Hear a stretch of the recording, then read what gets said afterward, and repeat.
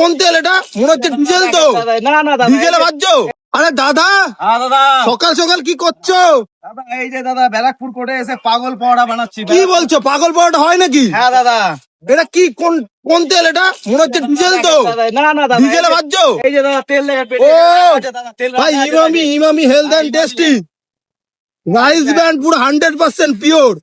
কোনো উল্টো পাল্টা তেলের কোনো গল্প নেই এখানে। এখানে উকিল বাবুরাও খায়, সব ভালো ভালো লোকেরা খায়। এটা কি পাগল পাওয়াটা তৈরি হয়ে গেল?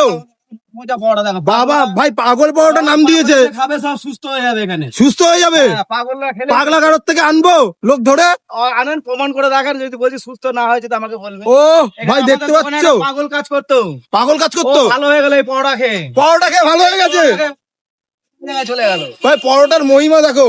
বলছে পাগল পরোটা, দেখতে লাগছে ঢাকাই পরোটা, ছোট মিনি ঢাকাই পরোটার মতো। ঢাকায় পরোটা বলতে পারো, কিন্তু এই পরোটা যতটা দেখতে কালো কালো লাগছে আমার মতো চেহারা, পরোটার গুণ তার থেকে অনেক পরিষ্কার দাদা। এই পরোটা খুব ভালো, মচমচা নরম তুলোর। ও